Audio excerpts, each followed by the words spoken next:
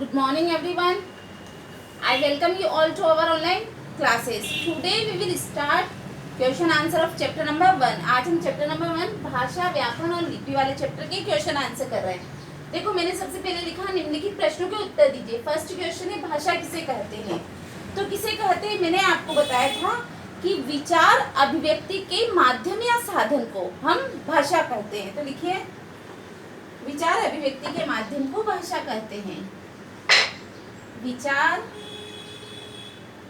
अभिव्यक्ति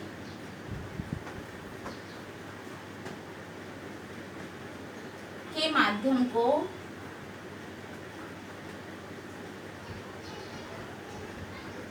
भाषा कहते हैं.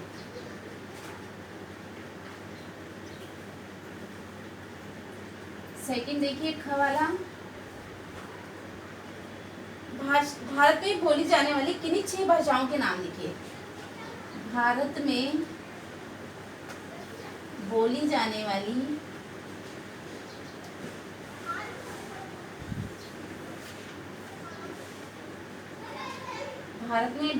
वाली किन्हीं 6 भाषाओं के नाम लिखिए. किन्हीं 6 भाषाओं के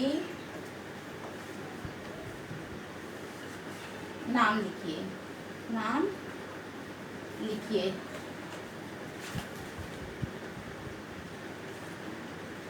तो देखो कौन कौन सी भाषाएं बोली जाती है. तो देखो हमने पढ़ा था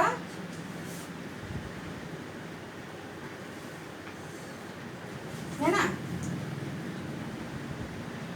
भारत में बोली जाती है सिंधी, हिंदी है ना. और चलो लिखते हैं पहली भाषा लिख लेते हैं हिंदी है ना. दूसरी लिख लेते हैं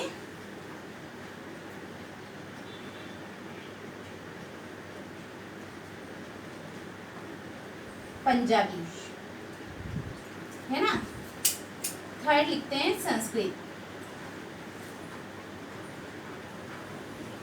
फोर लिखते हैं सिंधी. 5 लिखते हैं भाषाओं के नाम लिखने हैं बेटा, बोलियों के नहीं लिखने हैं. ठीक है.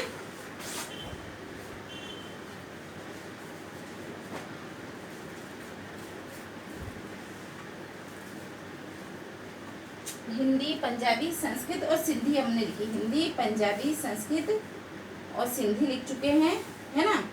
गुजराती, बहुत से गुजराती लोग भी रहते हैं है ना. तो गुजराती और एक और लिखना है अपने को है ना.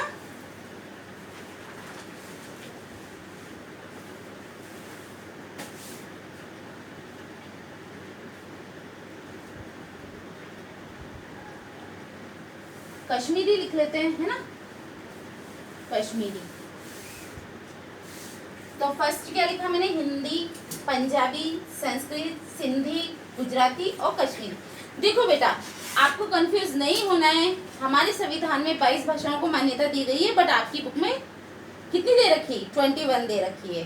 ठीक है. 22 भाषाएं हैं और 21 आपकी बुक में दे रखी है. 22 भाषा का नाम है संथाली. चलिए ग वाला देखते हैं. ग वाला क्वेश्चन क्या है. भाषा और बोली में अंतर बताइए. भाषा और बोली में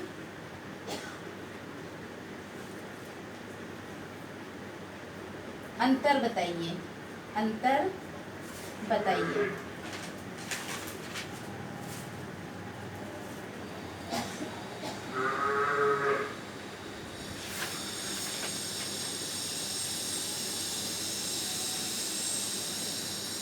तो देखो भाषा और बोली में क्या अंतर होता है ना. तो भाषा का अपना लिखित साहित्य और व्याकरण होता है.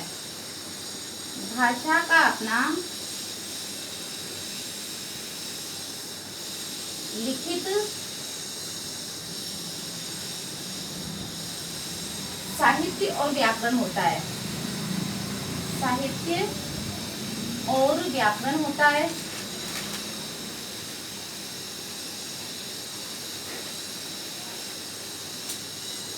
मतलब भाषा का खुद का साहित्य भी भाषा में देखो हिंदी भाषा में साहित्य लिखा हुआ है, हिंदी साहित्य है ना, हिंदी भाषा का व्याकरण भी होता है। जबकि बोली केवल उच्चारण तक सीमित है। जबकि बोली केवल उच्चारण तक सीमित है। उच्चारण मतलब सिर्फ बोलते हैं इसमें, है ना, उच्चारण तक सीमित है।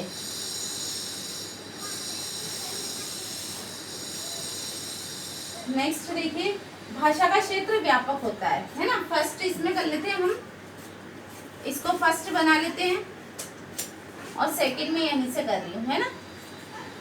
भाषा का क्षेत्र व्यापक होता है। भाषा का क्षेत्र व्यापक होता है। व्यापक मतलब ज्यादा इलाके में बोली जाती है। भाषा का क्षेत्र व्यापक होता है,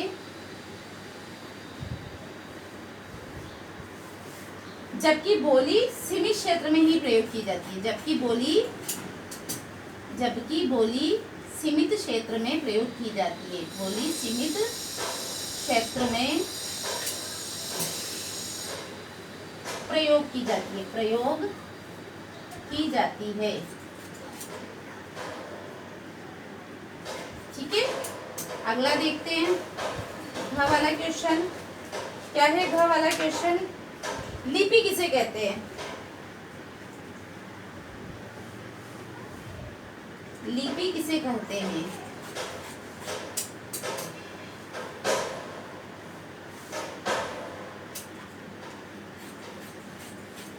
है ना, देखो अब आपके दे रखा, मौखिक ध्वनियों को लिखकर प्रकट करने के लिए निश्चित किए गए चिन्हों को लिपि कहते हैं। मतलब मौखिक भाषा में जो भी हम ध्वनियां बोलते हैं ना, उनको लिखित भाषा में प्रकट करने के लिए कुछ चिन्ह बनाए गए हैं, उन्हीं को हम लिपि कहते हैं।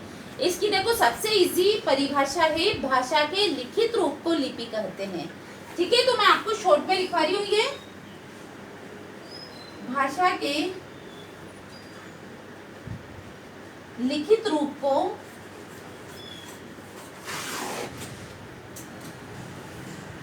लिपि कहते हैं। देखो ये सबसे इजी परिभाषा है ना। तो भाषा के लिखित रूप को लिपि कहते हैं। तो आपके 4 क्वेश्चन के आंसर कंप्लीट हो गए। That's all for today.